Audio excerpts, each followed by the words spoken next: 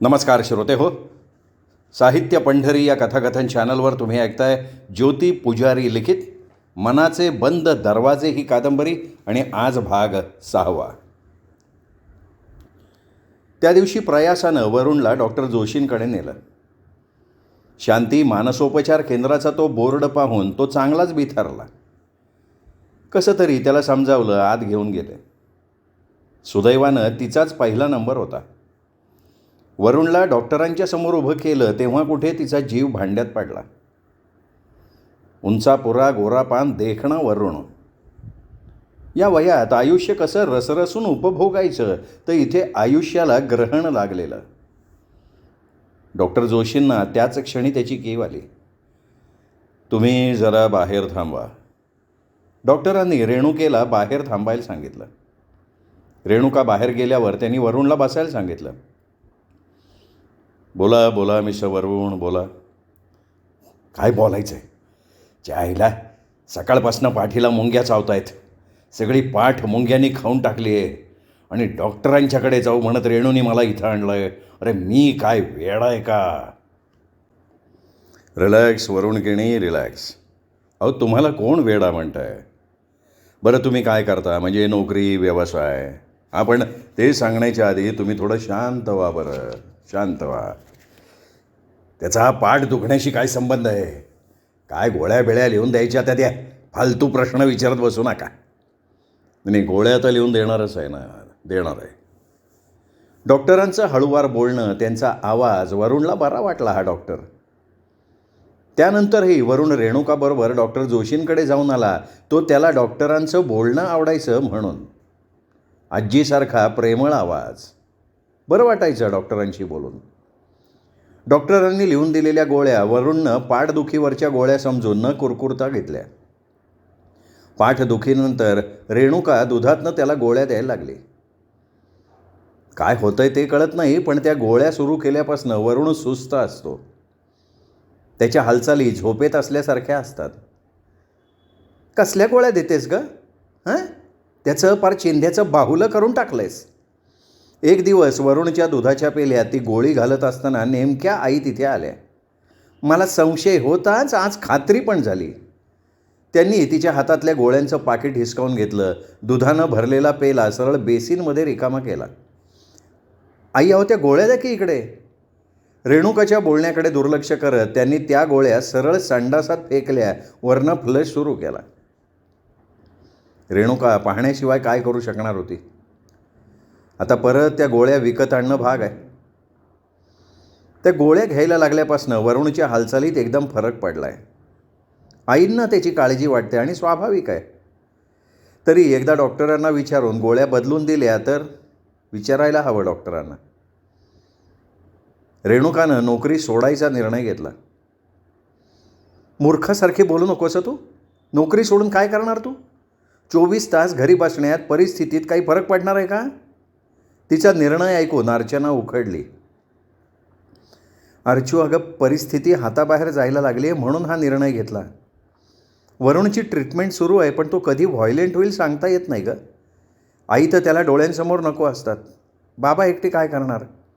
माझं आत्ता कुठे थोडं ऐकायला लागलं आहे. आणि कशी काय होईना, वरुणची नोकरी सुरू आहे. आता ती किती दिवस टिकते ते बघायचं. तू कधी कोणाचं ऐकलंयस का रेणू? कर तुला काय करायचं आहे ते. नोकरीचा राजीनामा देऊन रेणुका घरी परत आली.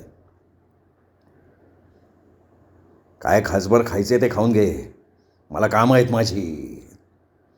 रेणुका ऑफिसला जायच्या आधीपासून कोचावर रोवून बसलेला, जमिनीत खुंटी ठोकावी तसा बूट रोवून बसलेला वरुण रेणुकाचा विचार करतोय. रेणुका घरात असली की कसं निश्चिंत वाटतं. कधीकधी आजीसारखी बोलते रेणू. वरुण, चल उठ, पटकन आंघोळ कर, जेवायला ये, आई कधीची तुला बोलवतीये. बाबांनी अक्षरशः त्याला हाताला धरून उठवलं.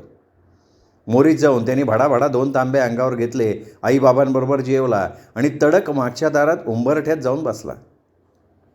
ही त्याची आवडती जागा आहे. तासनतास तो उंबरठ्याच्या पायरीवर बसून राहतो. अंगणातली ती खोली, बेवारं सोबडधोबड. कितीदा तरी तो या खोलीत आजीबरोबर राहिला आहे.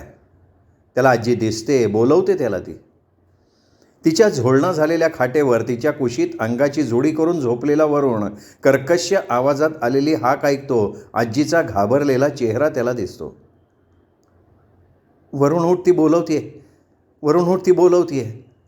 वरुणचा एवढासा जीव भीतीनं गोळा झालेला आहे. खोलीतून बाहेर पडून शर्टचं टोक तोंडात चगळत घराकडे धावणारा तो. आजी खोलीच्या दारात उभी आहे. तो धावून थकला आहे, त्याला धाप लागली आहे. त्याचा श्वास एकमेकात गुंतायला लागला आहे. आजी, अरे पळ, घरात जा. तो थकून कोसळलेला. आई त्याच्या चेहऱ्यावर वाकलेली. वरुण, ऐकायला येत आहे ना? जोरात मारलेली हाक, त्या आवाजात जरब. पाठीवर रपकन बसलेला ओल्या फांदीचा सपका. तो कळवळला. दोन्ही हाताच्या उंजळीत तोंड लपवून रडणारा वरुण. आजी ग, त्याचा आक्रोश. टेबल आवरणाऱ्या शुभांगीताई दचकून थांबल्या. हॉलमध्ये डोळ्यांसमोर पेपर घेऊन बसलेल्या बाबांनी पेपर बाजूला फेकला. ते मागच्या अंगणाकडे धावले. भर उन्हात अंगणात जमिनीवर पालथा पडलेला वरुण जोरजोरात रडतोय, आजीच्या नावानं आक्रोश करतोय. त्याच्या अंगाची चाललेली सतत वळवळ, दोन्ही हाताच्या उंजळीत लपवलेला चेहरा. त्याच्या विचित्र भेसूर ओरडण्यानं शेजारच्या घरातली माणसं दारा खिडक्यातनं केणींच्या घरात काय चाललंय याचा अंदाज घेत उभी राहिलेली. वरुण उठ, घरात चल, चल घरात चल, काय झालंय तुला? हा सगळा प्रकार सुरू असताना रेणुका आली. आईनेच दार उघडलं. बघ वरुणचं काय करून ठेवलं आहेस. त्या वैतागानं बोलून मागे वळून तरातरा मागच्या अंगणात आल्या. रेणुकानं पायातल्या चपला कशा तरी काढल्या, पर्स कोचावर फेकली आणि ती अक्षरशः धावत मागच्या अंगणात आली. वरुण, घरात चल. तिने त्याचा हात धरून त्याला उभं करण्याचा प्रयत्न केला तर तिला ढकलून तो जोरजोरात किंचाळत राहिला. नेहमीचा तमाशा झालाय हा. याला ना मेंटल हॉस्पिटलमध्ये नेऊन ठेवायला पाहिजे. अरे पण मला हे कळत नाही, या केणींनी आपल्या या वेड्या मुलाचं लग्नच कसं काय केलं? नाही तर काय, त्या मुलीच्या आयुष्याचा सत्यानाश केला या लोकांनी. अरे पण तिने तरी काय या चक्रम माणसाबरोबर संसार करावा, सरळ घटस्फोट द्यावा, मोकळं व्हावं.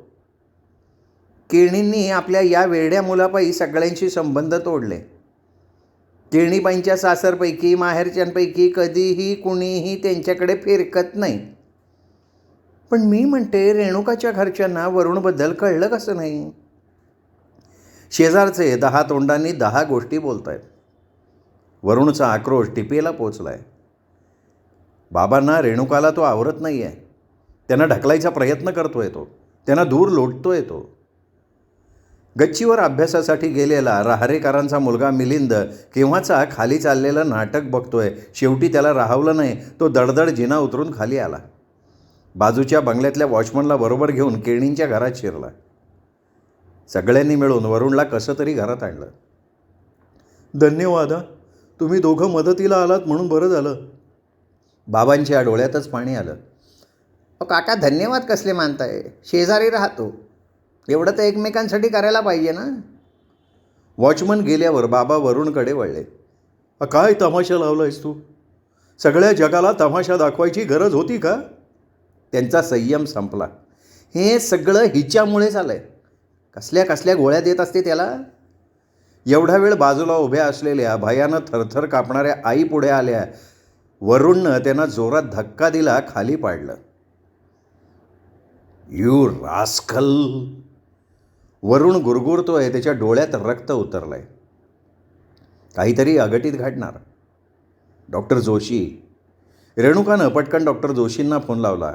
बाबांनी शेजाऱ्यांना हाक मारून बोलवलं. वरुण अनावर झालेला आहे. रेणुका डॉक्टर जोशींच्या केबिनमध्ये त्यांच्याशी बोलतीये. माणसाच्या मृत्यूपेक्षा भयंकर दुःख असतं नातं मरण्याचं.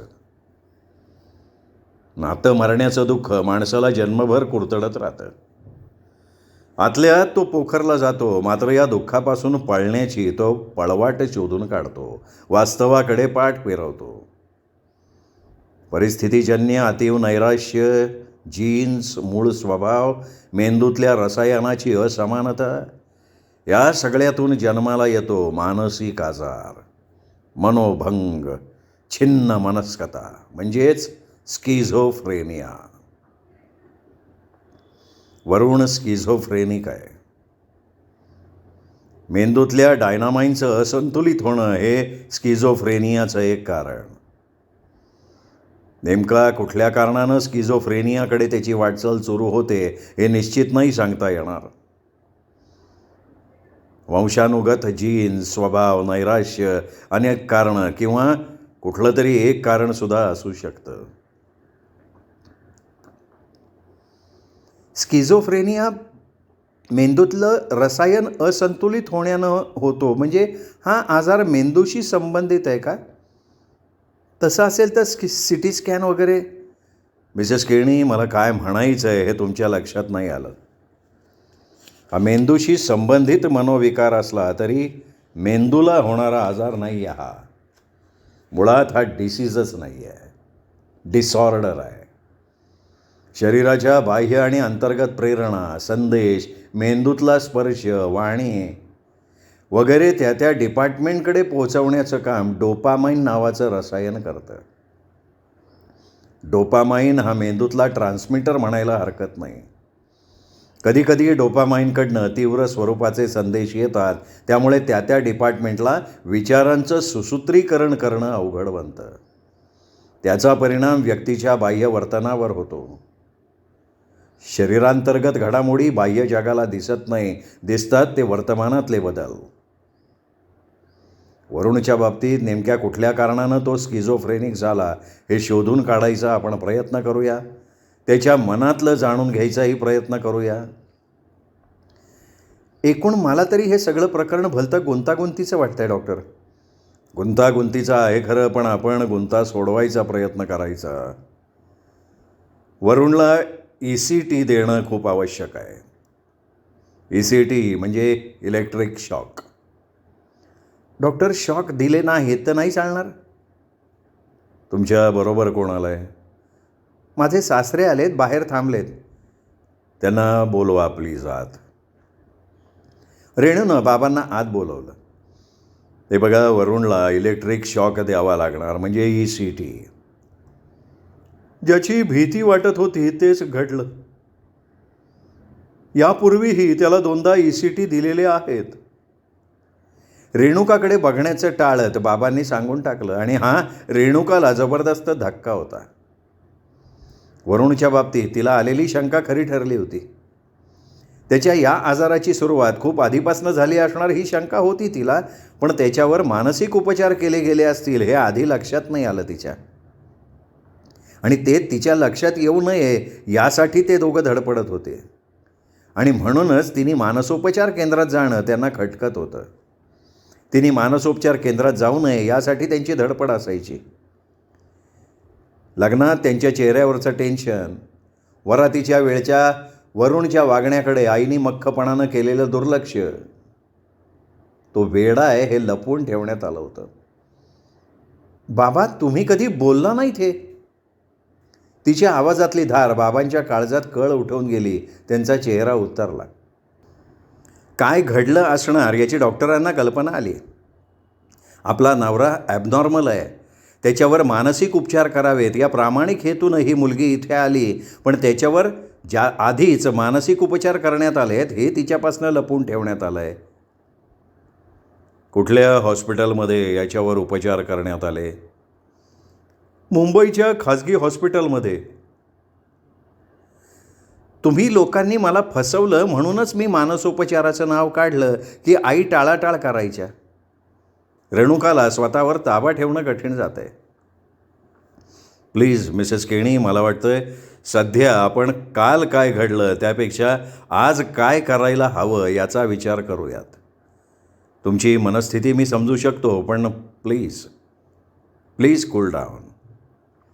नाही डॉक्टर, मी या क्षणी कुठलाही विचार करू शकत नाही. मी निघतीये, मला माफ करा. रेणुका सरळ उठली, चालायला लागली. म्हणूनच ती थेरडी मला डॉक्टर जोशींकडे जायला विरोध करत असते. यांचं पितळ उघडं पडलं असतं ना. वरुणवर मानसोपचार केले गेलेत आधीच, त्याला शॉक ट्रीटमेंट दिली गेली होती. म्हणजे वरुण ठार वेडा आहे. मग याची नोकरी कशी टिकली? का तिथेही या लोकांनी याचा आजार लपवून ठेवला आहे? किंवा ही याची दुसरी, तिसरी, चौथी नोकरी असेल. काही असो, पण या लोकांनी फसवणूक केली एवढं मात्र खरं. त्या दामलेंना नक्की माहिती असणार, त्यांनी हे सगळं लपवून ठेवलं. ओ गॉड, एका ठार वेड्या माणसाच्या शेजारी मी इतके दिवस झोपले, त्याला माझ्या शरीराशी खेळू दिलं, त्याला साथ दिली. त्या दिवशी त्याचा तो भयंकर चेहरा, तांबारलेले डोळे, आईबाबांना हाक मारली तेव्हा काही विशेष न घडल्यासारखं त्यांचं वागणं. वरुणला याआधी असा अटॅक आला होता का हे विचारलं तर दोघेही नजर टाळत होते. त्यांच्या वागण्यातले संदर्भच कळाले. त्याचे केस पेपर कुठे दडवून ठेवले दोघांनी ते शोधायला हवेत. या दोघांना चांगला धडा शिकवायचाच. तिच्या मस्तकात संतापाच्या उकळ्या फुटत होत्या. कसा आहे ग वरुण? बरं वाटतंय ना त्याला? घरात पाय ठेवत नाही तर शुभांगीताईंचे प्रश्न सुरू झाले. मला तुम्हाला काही विचारायचं आहे. विचारशील का नंतर? आधी वरुण कसा आहे ते सांग. एक नंबरच्या खोटारड्या आहेत तुम्ही. वरुण वेडा आहे हे तुम्ही लपवून ठेवलं. अगं बाई, आता हे काय नवीन? नवीन नाही, जुनंच आहे. तुम्हाला वाटलं की मला कळणार नाही ते. मुंबईला मेंटल हॉस्पिटलमध्ये त्याच्यावर ट्रीटमेंट सुरू होती, त्याला शॉक द्यावे लागले होते. हे सगळं खोटं आहे. अजून किती खोटं बोलालो तुम्ही? अगं बाई, त्याचं लग्न झाल्यावर तो सुधारेल असं वाटलं आम्हाला, म्हणून माझा बळी घेतलात तुम्ही. तुमच्या ठार वेड्या मुलाशी संसार करायची माझी इच्छा नाही. मी निघाली आईकडे. घटस्फोटाची नोटीस पाठवीन. रेणुका, आमचं चुकलं. आम्ही लपवून ठेवलं. खरं सांगते, आम्हाला पण आशा होती आहे की तू आलीस, त्याचं अटॅकचं प्रमाण आधीपेक्षा कमी झालं आहे. वाटलं की हा सुधारेल, तू त्याला सुधारू शकशील. डॉक्टर जोशींकडे तू जाऊ नये असं मला वाटत होतं, कारण त्याचं आजारपण तुला कळलं असतं. शांत हो रेणुका. अगं निदान वरुणचा तरी विचार कर. कसाही असू दे, माझ्या वरुणचा जीव आहे तुझ्यावर. त्याला अशी झिडकारून जाशील ना तर तो कधीच बरा नाही होणार गं. ते खाली बसून गळागळा रडायलाच लागल्या. ती त्यांना ओलांडून आत गेली. कपाटावरची सुटकेस काढली. कपाटातल्या साड्या, ड्रेसेस सुटकेसमध्ये टाकताना कपाटात साड्यांच्या घड्यांखाली ठेवलेला त्यांच्या लग्नातला अल्बम खाली पडला. रेणुकानं वाकून अल्बम उचलला. नेमके सप्तपदीचे, लाजा होमाचे फोटो समोर आले. सप्तपदीमध्ये म्हटलेलं धर्मेच अर्थेच कामेच, एकमेकांना साथ देण्याचं वचन, आणि शेवटी सखा सप्तपदी भव. इथे सखा सप्तपदी भव झालंय. लाजा होमाच्या अग्नी स्वप्नांच्या समिधा माझ्याही नकळत टाकल्या गेल्यात. सख्य जाणतो तो सखा, ज्याच्याशी सख्य असतं तो सखा. इथे मनामनाचं सख्य कधी जुळलंच नाही. सुखाला शोधत निघाले, ते कुठं हरवलं कळलंच नाही. वाटेत चालताना हातातली किमती वस्तू निसटून पडावी आणि खूप पुढे गेल्यावर ती हरवल्याचं लक्षात यावं आणि मागे फिरून तिचा शोध घ्यावा, पण ती सापडू नये असं काहीसं झालंय.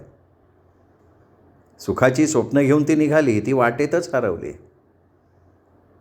मागे फिरण्याचा प्रयत्न केला पण वाटा हरवल्या होत्या. लग्नाचा अल्बम तिच्या हातातनं गळून पडला. मेंदूत बर्फ भरावा आणि मेंदू थिजून जावा तशी ती सुन्न बधीर झाली. ECT, अत्यंत सोपी आणि निर्धोक पद्धत. वारंवार व्हायोलंट होणाऱ्या पेशंटकरता ही आवश्यकच असते. ECTमुळे शारीरिक इजा होत नाही. कुठल्याही औषधाला दाद न देणाऱ्या रुग्णांना ही पद्धत उपकारक आहे. ECT देताना ॲनेस्थेसिस्ट हजर असतात. जनरल ॲनेस्थेशिया दिला जातो. सिनेमात दाखवतात तसा भयंकर प्रकार नसतो. प्रत्येक पेशंट म्हणजे स्वतंत्र बेट आहे. त्या बेटावर एकमेकात गुरफटलेलं विचारांचं गचपण आहे. वासनेचे किडे वळवळत आहेत, दुरून त्या बेटाचा अंदाज येत नाही. अशी बेटं माणसाच्या समुद्रात राहूनही एकाकी असतात. स्वतःच निर्माण केलेल्या आभासाच्या खेळात हरवलेली असतात. रेणुकेच्या मनात वेगळेच विचार सुरू आहेत. रेणुका दुसऱ्या मजल्यावर असलेल्या ECT रूमजवळच्या बाकावर येऊन बसली. काळजी करू नका हां, सगळं ठीक होईल. हॉस्पिटलच्या समुपदेशक मानकर मॅडम समोर उभ्या आहेत. वरुणला ECT द्यायचा म्हणाले डॉक्टर. कसं आहे ना की मानसोपचार तज्ज्ञ, समुपदेशक आपल्या परीनं प्रयत्न करतात, पण पेशंटच्या नातेवाईकांचं सहकार्य तेवढंच महत्त्वाचं असतं. तो पेशंट आहे हे त्याला जाणवू द्यायचं नाही. सोपं काहीच नाही, पण करावं तर लागणारच ना. मानकर मॅडम थोडा वेळ तिच्याशी बोलल्या, ECT रूमकडे निघून गेल्या. बाबांची संमतीपत्रावर सही घेतली गेली. उद्या सकाळी वरुणला ECT द्यायचं आहे. रात्री 10 नंतर त्याला खायला काही देऊ नका. तुम्ही सकाळी 8पर्यंत या. आत्ता तुम्ही गेलात तरी चालेल. हॉस्पिटलमध्ये नातेवाईकांना राहता येत नाही. राऊंडवर आलेल्या डॉक्टर सानेंनी व्हरांड्यात थांबलेल्या रेणुकेला बाबांना सांगितलं. ते घरी पोचले तेव्हा रात्रीचे 11 वाजले होते. रेणुकाला रात्रभर झोप नाही आली. लग्न झाल्यानंतर वरुणशिवाय एकटीनं झोपण्याच्या काही रात्री येऊन गेल्या, पण त्यावेळी त्याचं अस्तित्व घरात होतं. ती रात्र तिला चांगलीच आठवतीये. रात्री केव्हा तरी तिला जाग आली तेव्हा वरुण शेजारी नव्हता. घरभर त्याला शोधत असताना मागचं दार उघडं दिसलं. मागच्या अंगणात चाफ्याच्या झाडाखाली एखाद्या पुतळ्यासारखा तो उभा राहिला होता.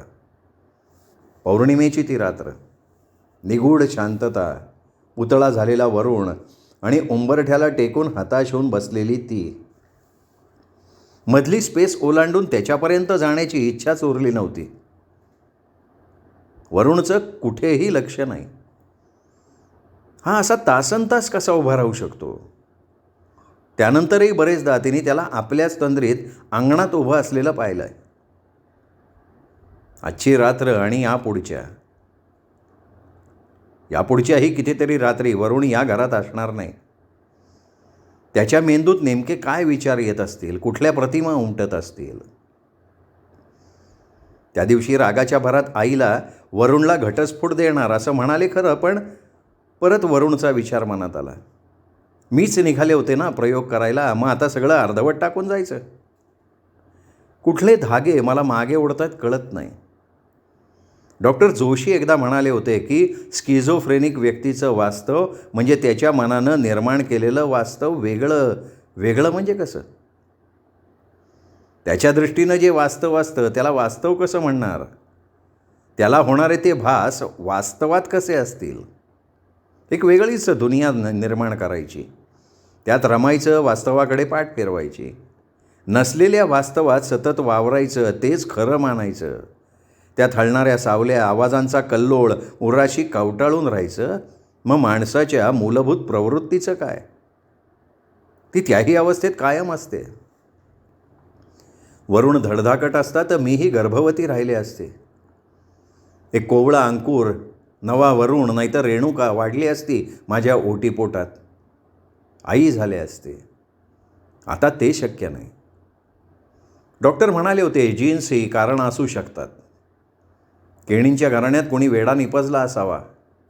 रक्तातून वाहत येणारं जीन्स वरुणचं आणि माझं, म्हणून ते बाळ जन्माला येईल त्याच्या शरीरात आईबापाचे जीन्स येणारच ना.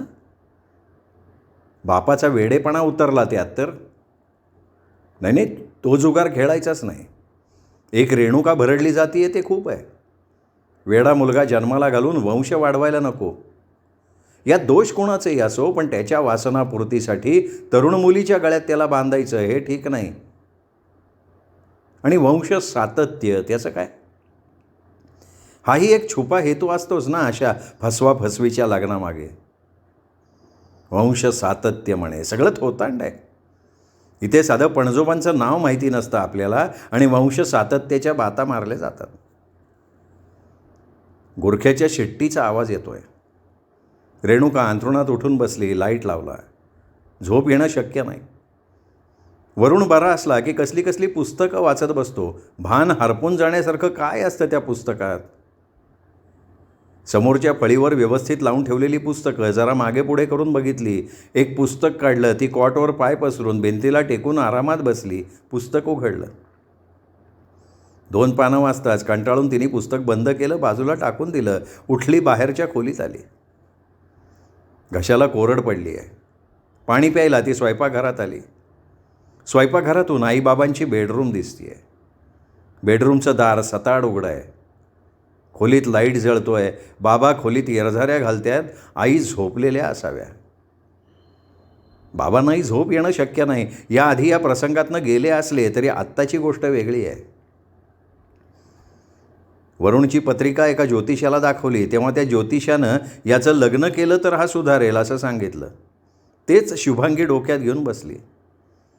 नातेवाईकांमध्ये वरुणचं वेड माहिती असल्याने त्यांना फारशा मुली सांगून आल्याच नाहीत. ज्या 2-4 मुली बघितल्या त्या मुलींकडनंच नकार आले. दामलेंकडच्या लग्नात देवधरबाईंची दामलेंनी करून दिलेली ओळख देवधरबाईंची मुलगी लग्नाची असल्याचं कळलं. वरुणही होताच त्या लग्नाला. वरुणला बघताच त्या बाईचे डोळे कसे चमकले. दुसऱ्या दिवशी त्या बाई लगेच मुलीचा फोटो पत्रिका घेऊन आल्या. पत्रिका बघायचीच नव्हती. इथे याचं लग्न जमणं अवघडून बसलं होतं. त्यात पत्रिकेची अट ठेवून स्वतःच्या पायावर धोंडा का मारून घ्यायचा. गेलो रेणुकाला बघायला. वरुणला अजिबात शोभणारी नव्हती. अमावास्या पौर्णिमेची जोडी. वरुण गोरा देखणा तर ती अगदी काळी ढब्बी. पण करणार काय.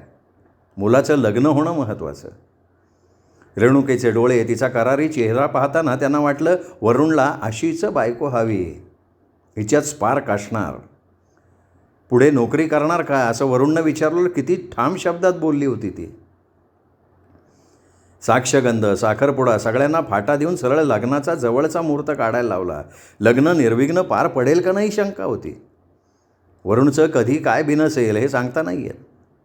लग्न पार पडेपर्यंत किती ताण आला होता. एकदाचं लग्न व्यवस्थित पार पडलं. वरातीच्या वेळी वरुणनं थोडा गोंधळ घातला पण थोडक्यात निभावलं. कारमध्ये तो ज्या प्रकारे रेणूशी वागला ते नाही आवडलं. वाटलं आता इथंच सगळं पितळ उघडं पडणार. रेणुकानंही माघारी जाण्यासाठी लगेच कार थांबवली होती.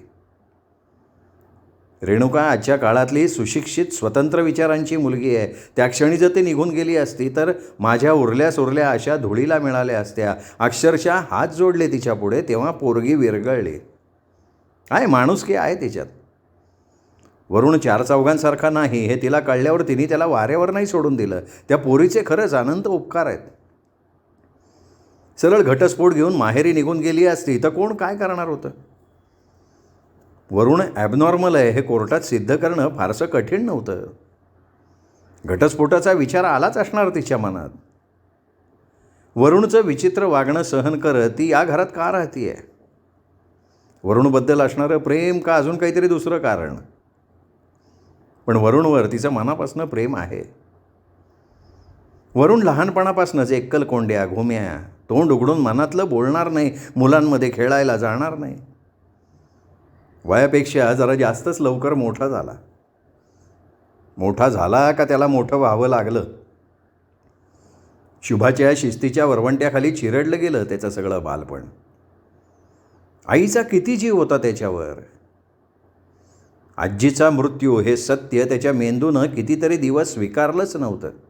त्याच्या दृष्टीनं ती जिवंत होती, आहे, असावी. आणि म्हणूनच तो तासनतास तिच्याशी बोलतो. आई आता जिवंत नाही ते बरंच आहे. लाडक्या नातवाचे हाल तिच्याच्यानं पाहवले गेले नसते आणि त्याला शॉक द्यायचा आहे म्हटल्यावर तिचा जीव उडूनच गेला असता. यापूर्वी वरुणला शॉक द्यावे लागले होते. किती दिवस झाले त्याला. त्याचा आक्रमकपणा दिवसेंदिवस वाढत चालला होता. शुभाचा तर तो रागराग करायचा. मुलांना धाक असावा मान्य आहे. पण धाक आणि दहशत यात कुठे काही फरक आहे का नाही.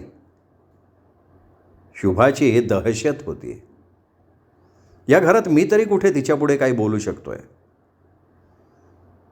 वरुणच्या पाठीवर 2 वर्षांनी पुन्हा दिवस राहिले होते शुभाला.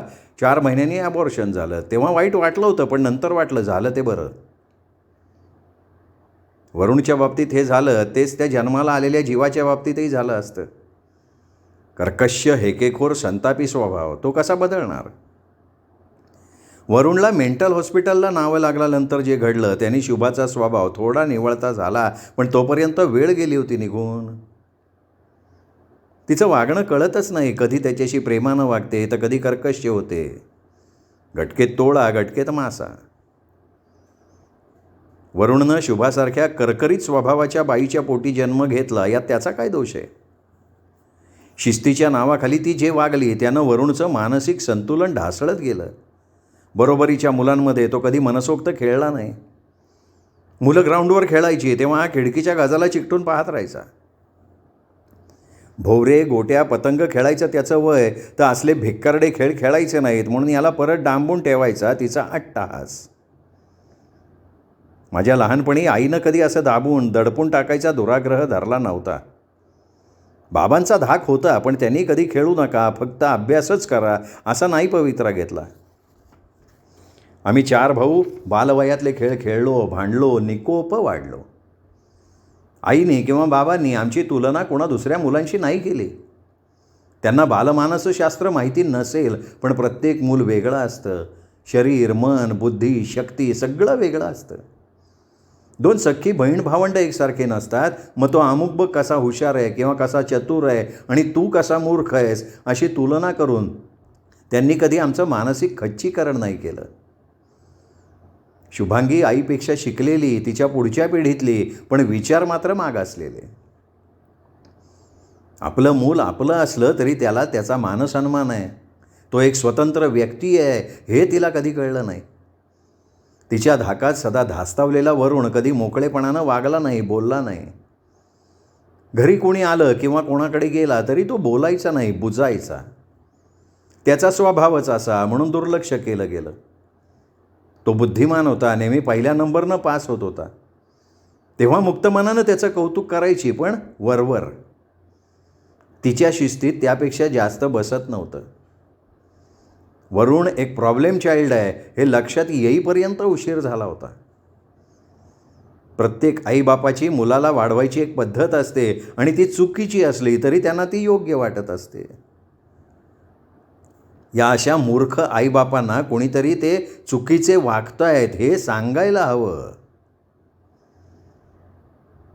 माझ्या वरुणचं आयुष्य या महामायेमुळे उद्ध्वस्त झालं.